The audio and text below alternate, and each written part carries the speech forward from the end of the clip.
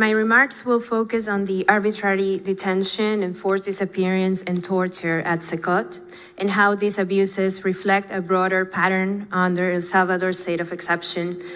Since the emergency decree in El Salvador in March 2022, more than 90,000 people have been detained and roughly 500 have died in state custody. Many are held in CECOT, the same prison the Trump administration paid to detain migrants who were illegally deported and disappeared. On February 3, 2025, President Nayib Bukele announced that El Salvador will detain individuals sent from the United States in exchange for a fee. In the weeks that follow, both governments entered into a secret agreement under which deportees were held in El Salvador. But in practice, this meant indefinite incommunicado detention at CECOT. Critically, it is highly likely that U.S. authorities knew or reasonably should have known of the serious risk of human rights abuses, including torture, in detention centers in El Salvador before entering into this agreement. Since then, El Salvador accepted and imprisoned approximately 288 individuals transferred by the United States at CECOT.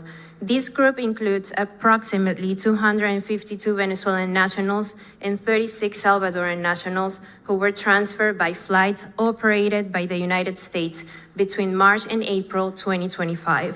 The exact number remains unknown, as El Salvador has refused to disclose the exact number.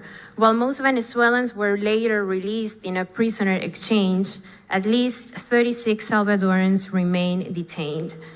During an on-site visit to El Salvador in April 2025, together with other representatives of the Kennedy Human Rights Center, we attempted to visit 10 of our clients who were held at CECOT to assess their physical and psychological well-being. Despite following all official channels, our efforts were ultimately unsuccessful. Moreover, families challenged the detention through habeas petitions and information requests in El Salvador, but authorities failed to respond, leaving them without recourse. Meanwhile, El Salvador denied responsibility before UN human rights bodies, claiming it neither arrested nor transferred the detainees and asserting that jurisdiction rested exclusively within the United States. Following the July 19, 2025 transfer of more than 250 Venezuelan detainees from CECOT, we managed to interview some of the survivors. Their accounts reveal a clear pattern of abuse and torture. For security reasons, victims' identities remain confidential. The victims were transferred without being told they were being taken to CECOT, or even that they were being taken to El Salvador. From the moment they arrived in El Salvador and throughout their detention at CECOT, the victims were subjected to systematic and brutal physical and psychological abuse. Quote, "When we arrived, there was only one Salvadoran present, and he told us, 'Welcome to Bukele's regime,' unquote."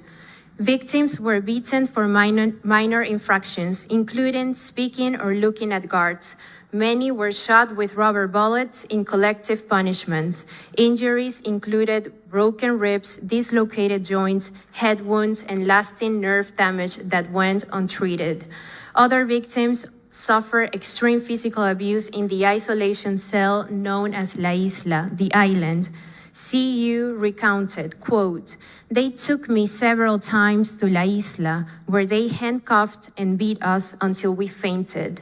The last time I had a fever and begged for a doctor. Instead, 5 guards beat me, knelt me down, hit my stomach, and kicked me on the ground before leaving me in isolation until the evening," end of quote. At least one victim recounted sexual abuse in isolation. A.H., a gay makeup artist, recounted, quote, "Officers dragged me to La Isla, a dark isolation cell. 3 of them stayed, forced me to my knees, and one of the officers grabbed me by the head and forced me to give him oral sex. My hands were handcuffed behind my back. I cried and begged them to stop. It lasted what felt like 2 hours before they took me back to my cell," end of quote. Victims endured systematic psychological torture. They were told they had arrived in hell, will never leave, and that the only way out was in a black bag. Guards threatened to kill or disappear them, denied their humanity, and humiliated them until they broke. At times, they even urged them to take their own lives.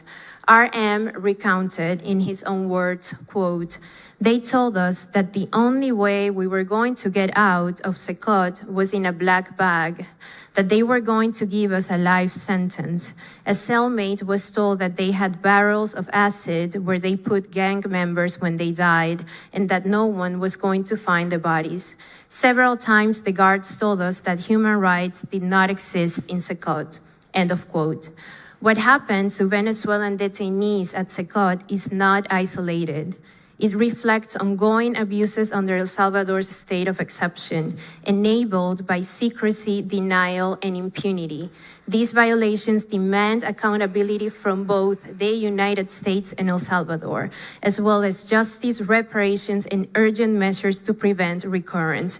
These include adopting concrete guarantees of non-repetition, such as prohibiting third country transfers, publishing the bilateral agreement between El Salvador and the United States, supporting the creation of an independent national or hybrid commission to review detention cases under the state of exception in El Salvador, and ensuring sustained support for independent media, without which there can be no accountability. Thank you.